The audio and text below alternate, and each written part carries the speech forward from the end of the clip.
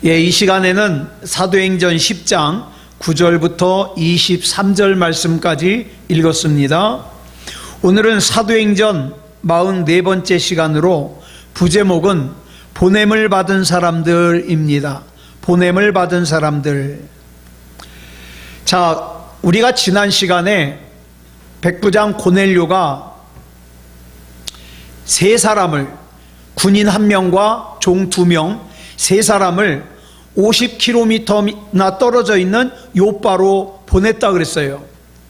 자, 고넬료가 요빠로 사람들을 보낸 이튿날입니다. 고넬료로부터 보냄을 받은 이 세 사람은 먼 길을 걸어 50km를 걸어서 마침내 요빠에 가까이 이르렀습니다. 잘 아시는 바와 같이 유대인들은 하루에 3번 기도합니다. 오전 9시, 낮 12시, 오후 3시 이렇게 기도를 하는데, 본문 9절을 보니까 고넬료가 보낸 사람들이 가까이 왔을 때의 시각이 나오는데 몇 시라 그러냐? 제6시라 그래요. 제6시는 우리 시각으로 낮 12시예요. 즉 낮 12시 기도 시간에 베드로가 무두장이 시몬의 집 옥상에서 기도하다가 뜻하지 않게 환상을 보게 되죠. 환상의 내용이 뭐냐? 하늘에서 4귀퉁이가 메어져 있는 큰 보자기 같은 것이 내려오는데 보니까 그 속에 이스라엘 사람들이 부정하게 여기는 온갖 짐승과 새들이 들어있는 거예요. 그러더니 하늘에서 음성이 나기를 그걸 잡아먹으래요. 이에 베드로가 자기는 이렇게 속되고 부정한 음식을 먹지 않는다고, 절대로 먹을 수 없다고 거절했죠. 그거 잡아먹으라는 목소리는 누구 목소리예요? 하나님의 목소리예요. 근데 먹을 수 없대요. 그랬더니 하나님께서 내가 깨끗하게 한 것을 네가 왜 속되다 그러냐? 네가 왜 부정하다 그러냐? 이와 똑같은 환상이 3번이 반복되는 거예요. 3번이. 자, 그러면 여러분은 이 짐작이 가십니까? 이 환상 속에서 베드로가 본 이 부정하다고 간주되는 이 짐승, 이 새들이 누구를 뜻하는 것 같아요? 누구? 이방인을 뜻하는 거죠. 여러분이 베드로보다 훨씬 나아요. 이방인을 상징하는 거예요. 당시 베드로를 비롯한 이스라엘 사람들은 이방인을 부정한 존재로 생각했어요. 그러므로 베드로가 보았던 이 환상은 하나님께서 이스라엘 백성을 죄에서 구원해 주셨듯이 이방인 역시 죄에서 구원할 것이니까 이방인을 받아들이는 것을 꺼려하지 마라, 그런 의미로 이 같은 환상을 3번씩이나 반복해서 보여주신 거예요. 하나님께서는 구원의 복음을 마치 이스라엘 백성의 전유물로 생각하고 있는 이 베드로의 편견과 잘못된 생각을 교정해 주기 위해서 이 환상을 보여주신 거예요. 그런데 이 환상을 보고 난 이후에 베드로의 반응을 본문 17절에 이렇게 기록하고 있어요. 줄친 것만 보겠습니다. 시작. 베드로가 본 바 환상이 무슨 뜻인지 속으로 의아해하더니 베드로는 자기가 본 이 환상이, 자기가 들은 이 음성이 무슨 뜻인지 아직 이해를 못해요. 여러분들은 이방인 때문에 그렇다는 거 이미 알고 있는데 베드로는 아직 이해를 못해요.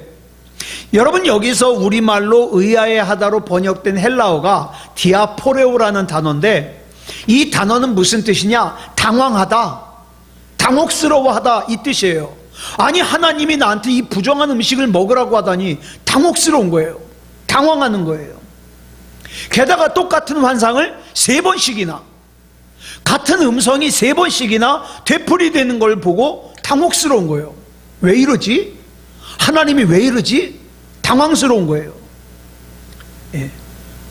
그 환상이 이방인에 대한 베드로의 잘못된 편견을 하나님께서 바로잡아 주시기 위해서라는 사실을 지금 베드로는 전혀 몰라요. 인식하지 못하고 있어요. 바로 여기에 우리가 유의해야 될 중요한 사실이 있어요. 자, 그럼 한번 생각해 보자고요. 지금 베드로가 난 12시 기도 시간에 기도하려고 어디로 올라갔다 그랬어요? 무두장이 시몬의 집 옥상이라 그랬죠. 지난주에 말씀드렸어요. 무두장이는 뭐 하는 사람이에요? 짐승 가죽을 벗겨가지고 가죽으로 물건 만드는 사람이에요. 그러다 보니까 이 사람들은 항상 뭘 만져야 돼요? 죽은 짐승을 만져야 돼요. 그런데 이스라엘의 율법에 죽은 사체를 만지면 부정해요. 그러니까 이 무두장이 시몬은 부정해요, 안 부정해요? 부정해요. 게다가 이 부정한 무두장이 시몬이 집안의 모든 걸 만졌으니까 부정해요. 같이 사는 식구들 부정해요. 그런데 지금 베드로가 그 부정한 무두장이 시몬의 집에 와 있다 이 말이에요. 그 옥상에 지금 기도하러 올라갔어요. 자, 그리고 본문 10절을 보니까 베드로가 난 12시에 기도하기 위하여 옥상에 올라갈 때에 어떻다 그랬어요? 배고파요. 시장이에요. 기도하러 올라가는데 시장이에요. 배고파요. 이 사실을 알고 무두장이 시몬의 식구들이 뭐 했어요? 밥을 준비하고 있어요. 먹을 걸 준비하고 있어요. 이 먹을 거 준비하는 사람들이 누굽니까? 무두장이 시몬의 가족들이에요. 자, 보세요. 무두장이 시몬이 부정한 사람이에요. 무두장이 시몬의 가족들이 부정한 사람이에요. 그 부정한 가족들이 음식을 만들었으니 그 음식 역시 부정한 음식이에요. 그런데 베드로는 그 부정한 무두장이 시몬의 집에서 잠을 잤어요. 그뿐만 아니라 음식을, 그 식구들이 만들어준 음식을 어제도 먹었어요. 오늘도 이제 먹을 거예요. 자, 보세요. 그런데 베드로가 전혀 불편해해요? 불편해하지 않아요? 불편해하지 않아요. 자기가 부정해질 거라는 생각을 전혀 하지 않아요. 그런데 그런 베드로가 아까 부정한 새와 부정한 짐승을 먹으라는 하나님의 음성에 뭐라고 대답했어요? 난 이렇게 속되고 깨끗하지 않은 부정한 음식은 절대 먹을 수 없습니다. 이렇게 얘기를 하고 있는 거예요.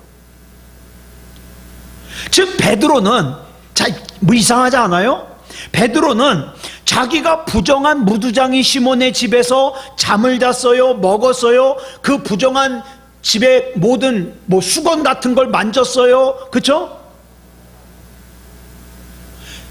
그러면서도 전혀 자기가 부정해졌다는 생각을 가지지 않는데 여전히 뭘 극복을 못하고 있어요? 이방인에 대한 편견을 극복하지 못하고 있어요. 여기까지는 되는 거예요. 그래도 이 무두장이 시몬은 유대인이니까 부정해도 괜찮아. 여기까지는 용납이 돼요. 그런데 이방인에 대한 편견은, 이방인에게까지 복음이 전파된다? 이 편견을 못 깨는 거예요. 그래서 베드로가 자기가 방금 본 이 환상이 무슨 뜻인가를 생각하고 있는데 성령님께서 보냈다는 사람들이 왔어요. 자, 성령님께서 보내셨다 그러니까 못 만날 이유가 없잖아요. 그래서 베드로가 자기를 찾아온 사람들에게 가서 무슨 일로 왔냐? 내가 너희들이 찾는 베드로다. 얘기를 하죠. 무슨 일로 왔느냐고 묻는 이 베드로의 질문에 고넬료가 보낸 사람들이 대답을 하는 것이 본문 22절에 나오거든요. 뭐라고 대답하는가 한번 볼까요? 시작. 그들이 대답하되 백부장 고넬료는 의인이요 하나님을 경외하는 사람이라 유대 온 족속이 칭찬하더니 그가 거룩한 천사의 지시를 받아 당신을 그 집으로 청하여 말을 들으려 하느니라 한대. 누가 너희들을 보냈냐? 그러면 당연히 뭐라고 대답해야 돼요? 아, 고넬료라는 사람이 보냈습니다. 이렇게 대답해야 정상인데 이 고넬료가 보낸 사람들은 누가 보냈냐고를 얘기하기 전에 먼저 뭐예요? 고넬료에 대해서 설명을 하는 거예요. 예?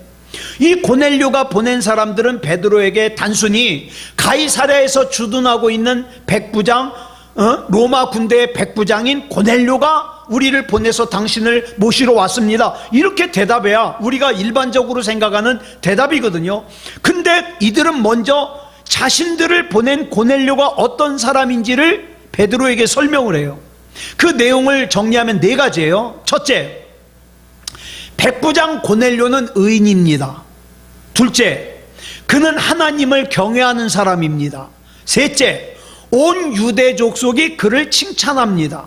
넷째, 그가 천사의 지시를 받아 당신을 자기 집으로 초청했습니다. 이 네 가지.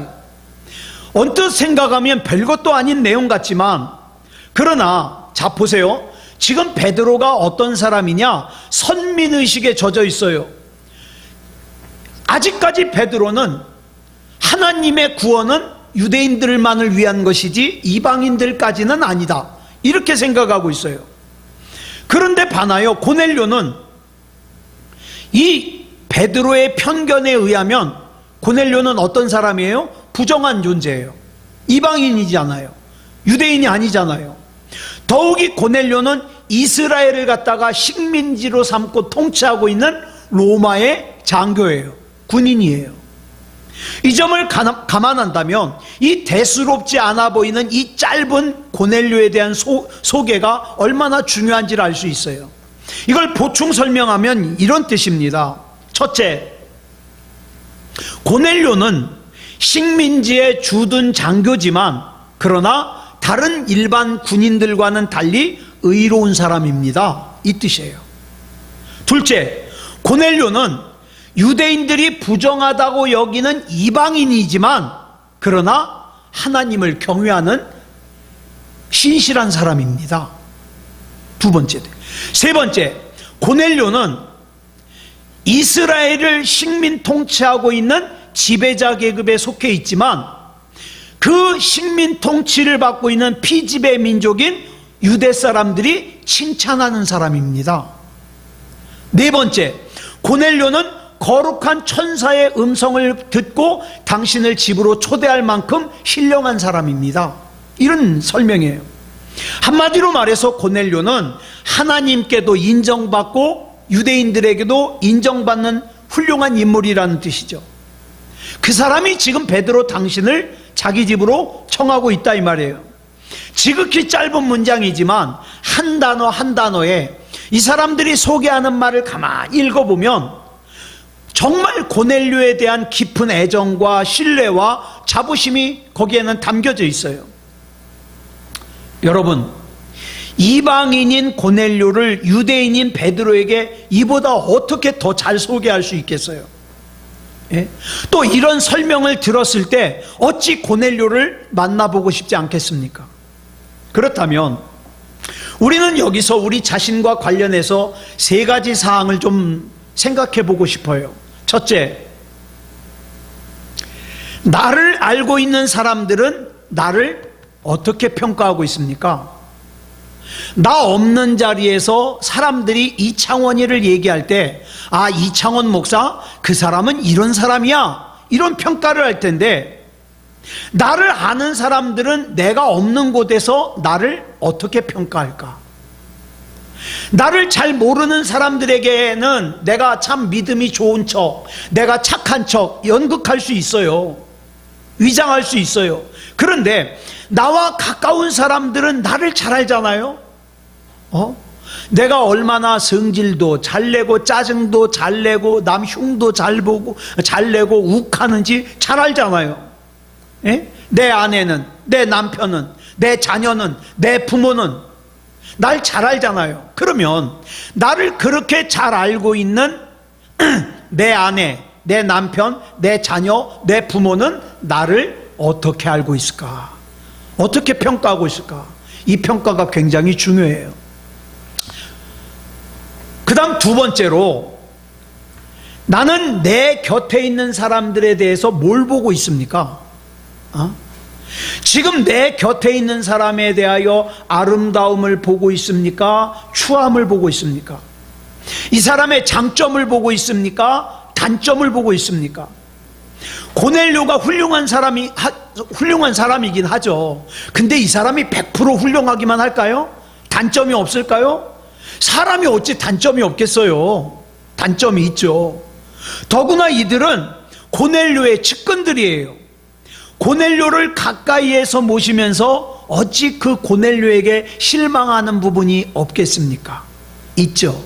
그런데 지금 베드로에게 고넬료를 소개하는 이 사람들의 말 어디에서도 고넬료의 흠을 찾아볼 수가 없어요. 예. 사람은, 여러분 기억하세요, 사람은 상대적이에요. 그래서 내가 누군가를 싫어하잖아요. 그러면 그 사람도 나 싫어해요. 내가 누군가를 좋아하면요, 그 사람도 나 좋아해요. 근데 사람들이 참 이상해요. 자기는 다른 사람을 싫어하는데 다른 사람이 나 싫어하는 건 용납을 못해요. 네. 그런데 그 사이에서 역사하는 게 뭐예요? 그게 마귀예요. 마귀. 마지막 세 번째로 생각해 볼 질문은, 우리가 주님을 믿고 주님의 종으로 살아가는데 우리의 삶 속에서는, 하나님을 진짜로 믿고 있는 우리의 삶 속에서는 과연 감동이 있습니까? 감동? 본문에서 고넬료의 심부름으로 베드로를 찾아온 이 사람들은 최소한 밥은 먹어야 되니까 밥 먹는 시간과 잠깐 쉬는 시간을 제외하고는 밤에 잠도 안 자고 지금 베드로에게 온 거예요. 50km를 걸어서. 여러분, 50km면 굉장히 먼 거리예요. 제가 군대에 있을 때 훈련소에서 완전군장을 하고 행군을 하는데 그 행군하는 거리가 약 60km였거든요. 밤새 12시간을 걸어요. 12시간을. 얼마나 힘든지 몰라요. 막 발바닥은 다 부르터가지고 껍데기는 다 벗겨지고 난리가 났어요. 저 그때 발톱이 3개 빠졌잖아요. 그러니까 이 50km를 걸어간다? 쉬운 일이 아니에요. 그것도 저희가 행군을 밤에 해봐서 하는데 진짜 힘들어요. 보이는 게 없으니까 더 힘들어요. 더 힘들어. 자, 그 밤새 가지고 이 사람들이 베드로에게 왔어요. 그러면 왜 밤새서 왔을까요? 고넬료가 그렇게 시켰어요? 너희들은 밤에 잠자지 말고 밤새서 가서 베드로를 데려와라 시켰습니까? 아니요. 그냥 그들이 오는 길에 밥 먹을 건 먹고 중간에 잠도 좀 자고 아침에 베드로한테 도착해도 괜찮아요. 근데 그들은 고넬료의 명을 조금이라도 더 빨리 수행하기 위해서 자발적으로 이렇게 밤을 새워서 가는 거예요. 그리고는 베드로를 만나자마자 고넬료에 대한 자기의 신뢰와 존경과 사랑과 긍지를 갖다가 다 설명하는 거예요. 저는 이 내용을 볼 때 정말 이런 사람이 되고 싶어요. 사람들 앞에서 하나님을 이렇게 소개하고 싶어요. 또 하나님 앞에서 여러분들을 소개할 때 이렇게 소개하고 싶어요. 하나님께서 저에게 이창원 목사야, 아무개 집사 어떤 사람이냐? 그러면 퍼뜩 저한테 생각나는 게 단점이 아니라 장점이 생각나고 사랑하는 마음이 생각나고 긍정적인 게 생각나고 싶어요.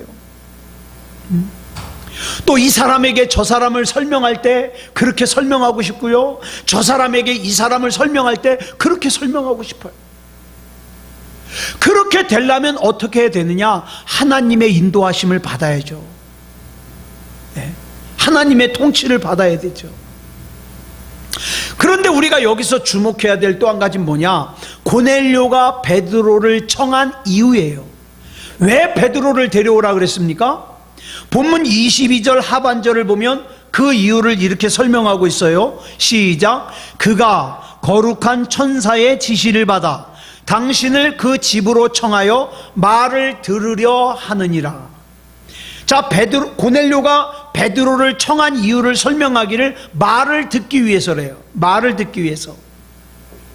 자, 대제사장을 비롯한 유대교 지도자들이 예수님을 체포한 뒤에 예수님을 죽이기 위해서 빌라도 총독에게 끌고 갔을 때예요.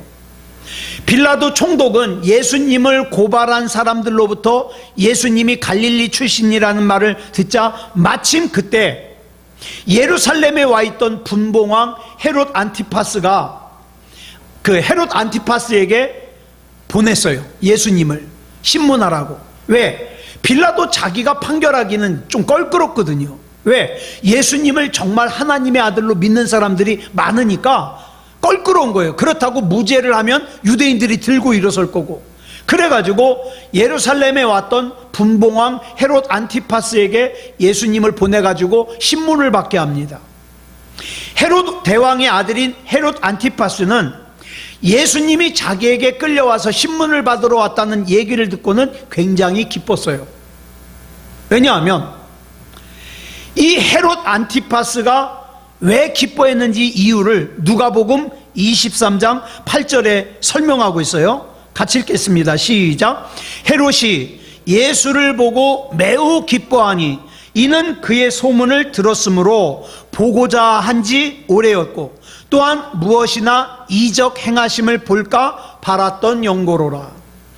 헤롯 안티파스가 예수님을 보고 기뻐한 이유는 전에도 얘기를 들었었거든요. 저 갈릴리의 예수라는 사람이 굉장히 기적을 행한다더라, 이적을 행한다더라. 그 예수님에 대한 소문을 예전부터 들었기 때문에 자기도 그 예수님을 직접 만나서 그 신기한 능력을 보고 싶은 거예요. 호기심 때문에 예수님을 만나고 싶은 거예요. 그런데 헤롯 안티파스 앞에 선 예수님께서는 그 헤롯 안티파스가 보기를 원하는 기적을 하나도 행하지 않으셨어요. 그러자 헤롯 안티파스가 실망해가지고 예수님을 갖다가 희롱한 뒤에 빌라도 총독에게 다시 돌려보냅니다. 자, 한번 생각해 보세요. 이때 헤롯 안티파스가 겸손하게 예수님의 말씀을 들으려고 했다면 그가 아무리 포악한 인간이라 하였더라도 구원의 기쁨을 얻을 수 있었을 거예요. 그런데 이 헤롯 안티파스는 예수님의 말씀에는 관심이 없었어요. 뭐에만 관심이 있었어요? 어떻게 하면 신기한 능력을 구경할까? 여기에만 관심이 있었던지라 구원자이신 예수님을 직접 만났음에도 불구하고 구원받지 못하는 정말 어리석은 인간이 되고 말았어요. 자, 고넬료가 기도하고 있을 때 환상 속에서 천사를 통하여 하나님께서 하신 말씀이 본문 5절로 6절에 나옵니다.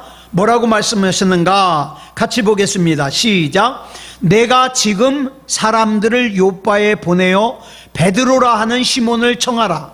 그는 무두장이 시몬의 집에 유숙하니 그 집은 해변에 있다 하더라. 여기 보면 하나님께서는 고넬료에게 베드로를 청하여 말을 들으라고 하지 않으셨어요. 그냥 청하라고만 하셨어요. 청해라. 그렇지만 고넬료는 헤롯 안티파스처럼 중풍병자였던 애니아를 일으키고 죽은 다비다를 살려낸 그 베드로를 신기한 기적을 경험하기 위해서, 구경하기 위해서 호기심으로 베드로를 청한 게 아니에요. 그렇다고 해서 베드로가 무슨 신기한 말, 아주 재미있는 말을 하는가 재미삼아서 그 말을 들어보려고 한 것도 아니에요. 여러분 한번 생각해 보세요. 만약에 우리 교회에 우리나라의 그 유명한 부흥강사 목사님이 오셨어요. 뭐 김문훈 목사님이 오셨어요. 또는 여러분 유명한 목사님 누구예요? 장경동 목사님이 오셨어요. 그러면 대번에 드는 생각이 뭐예요? 아유, 얼마나 재미있게 설교를 할까? 내가 은혜 받아야 되겠다. 내 삶이 변해야 되겠다. 내 인생이 변해야 되겠다. 이렇게 생각하는 사람은 별로 없을 거예요.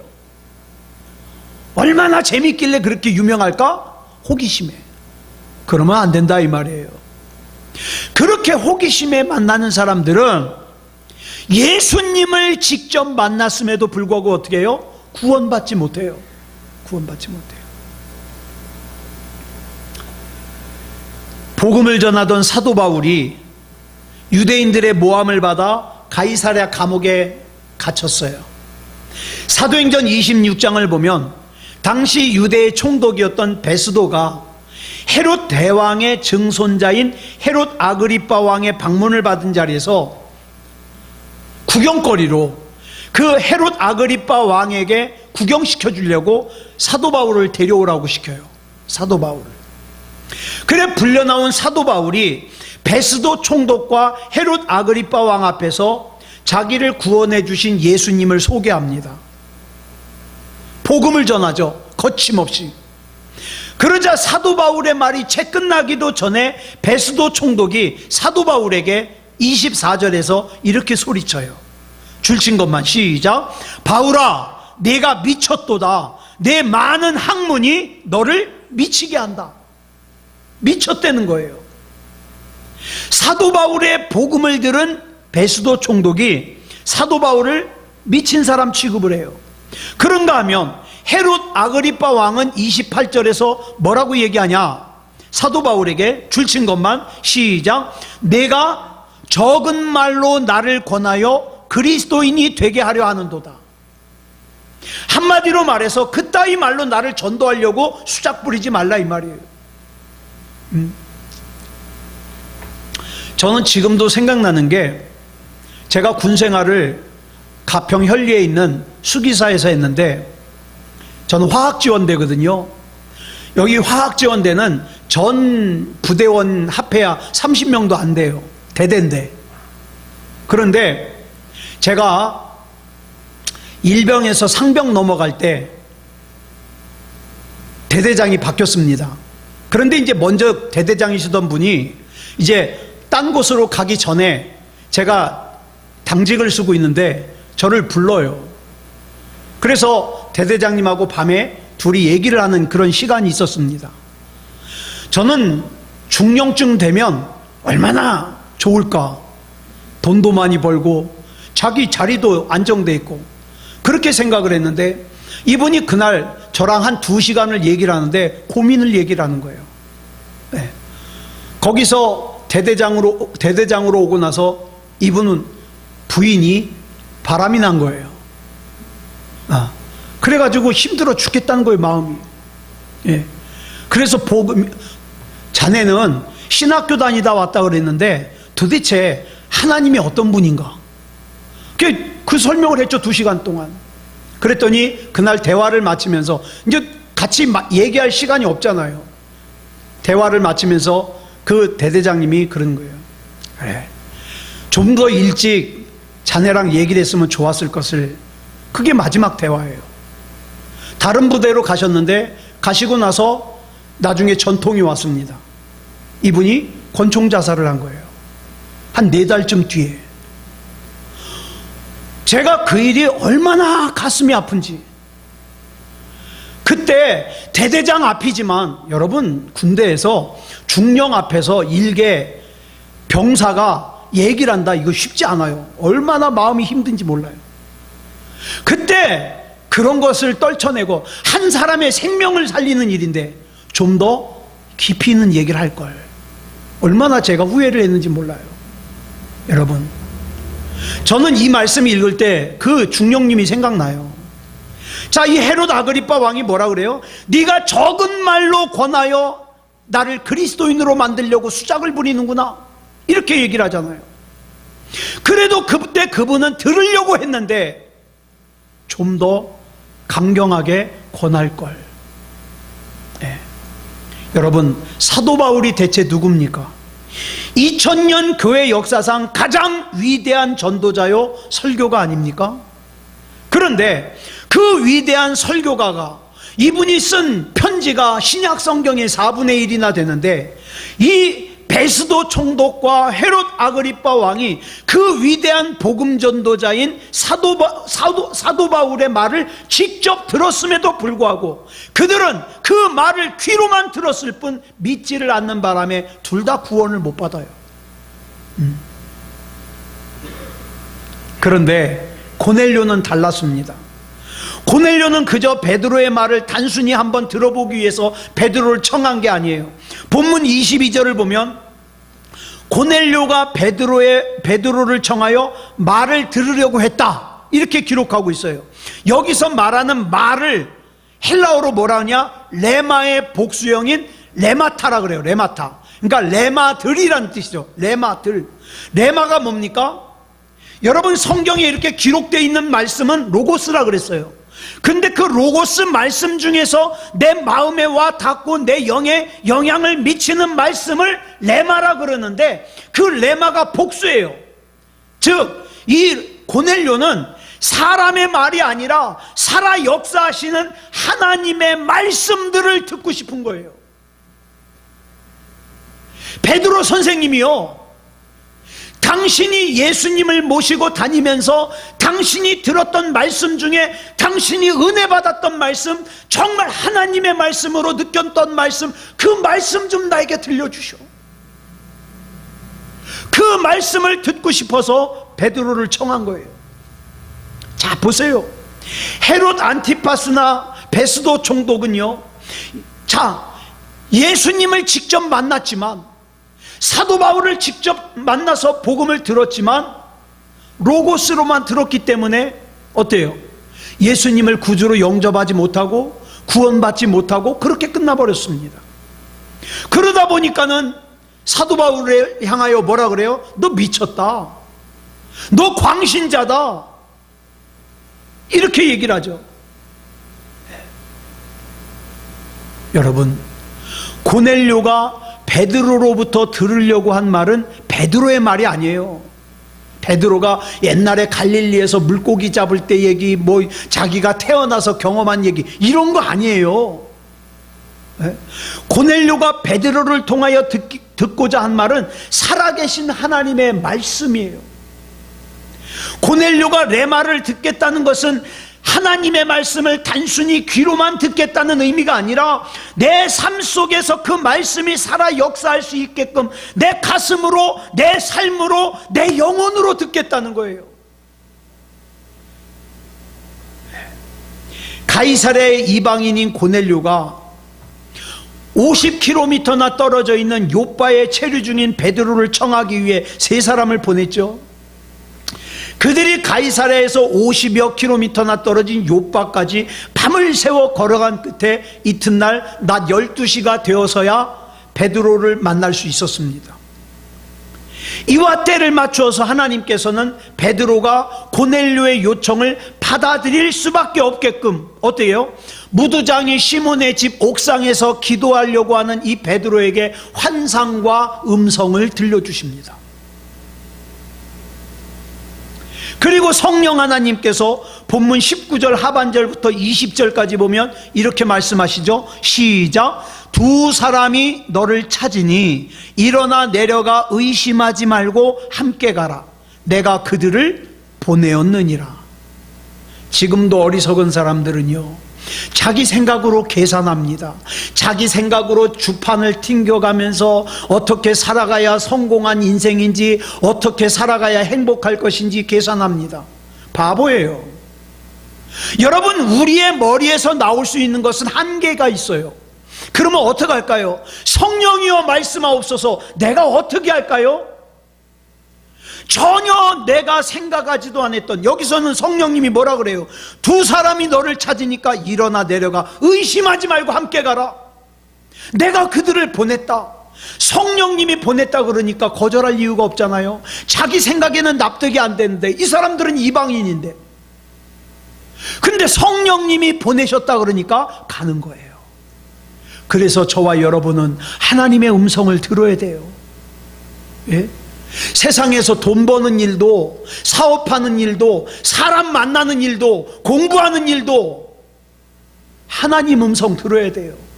하나님 음성. 네. 하나님 음성 듣지 않고 그저 자기 생각대로, 자기 욕심대로, 자기 계획대로 하면 인생은 고달픈데 손에 잡히는 게 없어요. 다 빠져나가요.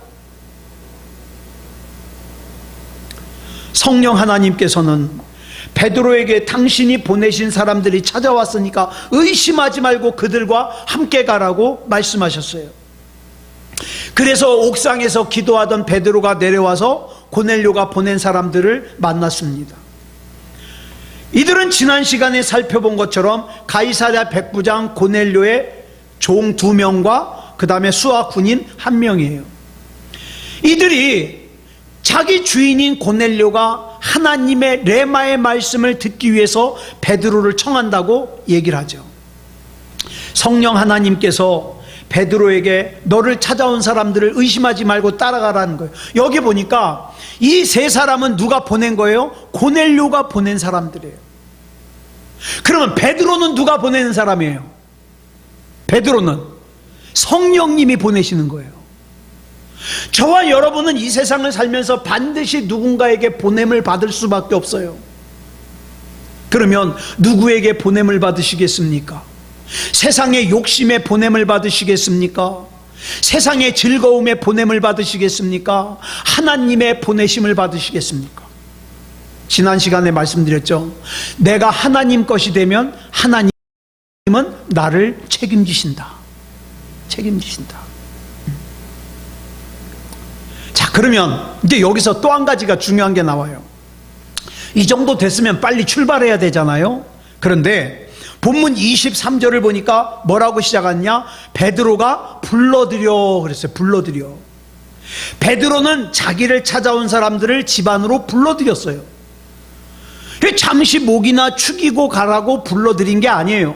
본문 10절을 보니까 뭐라 그랬습니까? 줄친 것만 시작. 그가 시장하여 먹고자 하매 사람들이 준비할 때에. 이미 아까 기도하러 올라간 베드로가 어떻다 그랬어요? 시장해요. 배고파요. 그래서 무두장인 시몬의 가족들이 지금 먹을 거 준비하고 있었잖아요. 그 식사를 고넬료가 보낸 사람들과 같이 하는 거예요. 그리고 그 밥을 먹고 또 곧장 떠난 게 아니에요. 23절 상반절을 볼까요? 같이 읽겠습니다. 줄친 것만 시작. 베드로가 불러들여 유숙하게 하니라. 여러분, 유숙하다는 게 뭐예요? 잠깐 쉬었다 가는 게 아니에요. 유숙하다는요, 하루를 자는 거예요. 하루 자는 거. 헬라어로 크세니조라 그러는데 이 본래 후이 영접하다라는 뜻인데 이걸 우리말로 유숙하다라고 번역한 것은 원문의 의미를 잘 번역한 거예요. 잘. 예. 23절 하반절도 보겠습니다. 줄친 것만 시작. 이튿날 일어나 그들과 함께 갈새 요빠에서 온 어떤 형제들도 함께 가니라. 베드로가 그들과 함께 가이사랴를 향해 요빠를 출발한 것은 이튿날이었어요. 그러니까 하룻밤 잔 거죠. 베드로가 세 사람을 만난 시간은 낮 12시예요. 자, 베드로가 힘들어서 하루 유숙한 게 아니에요. 왜? 베드로는 오전에 편히 쉬었어요. 그러니까 곧바로 곧바로 출발해도 돼요. 베드로는 자기는 곧바로 출발할 수 있는데 누구 때문에 하루 쉰 거예요? 밤새 자지 않고 온 세 사람 때문에 쉰 거예요. 여러분, 이게 바로 신앙인의 배려입니다. 나만 생각하는 사람은 나만 보여요. 나 힘든 거, 나 어려운 거, 이것만 보여요. 다른 사람이 얼마나 힘든지, 다른 사람이 얼마나 고통스러운지 이건 안 보여요. 근데 신앙이 뭡니까? 다른 사람의 힘든 게 보이는 거예요. 이게 사랑이고 이게 배려죠. 바로 베드로는 상대방의 입장에서 그 입장을 생각하는 배려할 줄 아는 사람이었어요. 사랑하는 여러분, 다른 사람이 알아주든 알아주지 않던 배려하면서 살자고요. 내가 이 배려를 하는 것은 누구 이름으로 배려하는 거예요? 예수 그리스도 이름으로. 예수 그리스도 이름으로. 쉽지 않아요. 나는 너에게 3개를 줬는데 왜 너는 나한테 하나 줘? 따지지 말자고요. 그 2개 이상의 것은 누가 주십니까? 하나님이 주십니다. 하나님이 주셔요. 근데 분명히 말씀드려요. 쉽지 않아요. 쉽지 않아요. 그렇지만 우리는 예수 그리스도 이름으로 그렇게 해야 됩니다. 다시 한번 생각해요. 아까 그 3사람은 누가 보낸 사람? 고넬료가 보낸 사람. 저와 여러분은 누가 보낸 사람? 하나님이 보낸 사람. 하나님께서 보낸 사람답게, 또 저와 여러분이 하나님의 보내심을 받은 사람답게 이렇게 사는 저와 여러분이기를 그리스도 예수님의 이름으로 축복합니다. 기도하겠습니다. 사랑의 아버지 하나님 감사합니다. 하나님의 은혜 안에 오늘 사도행전 10장의 말씀을 살피면서 보냄을 받은 사람 살폈습니다. 고넬료에게 보냄을 받은 세 사람, 또 성령님에게 보냄을 받는 베드로, 또 나도 누군가에게 보냄을 받을 텐데 내가 나를 보내지 말게 하시고 세상이 나를 보내지 말게 하시고 하나님께서 나를 보내시고 성령님께서 나를 보내시고 주님께서 나를 보내주시옵소서. 또 그렇게 보내심을 받은 사람답게 살게 해 주시옵소서. 주님, 오늘 이 시간에도 기도할 때에 우리 주님께서 그 기도 들어주시고 응답하시고 역사하시고 인도해 주시옵소서. 우리 주님께서 붙잡아 주실 줄 믿사오며 그리스도 예수님의 이름으로 간절히 기도드려 싸움나이다. 아멘.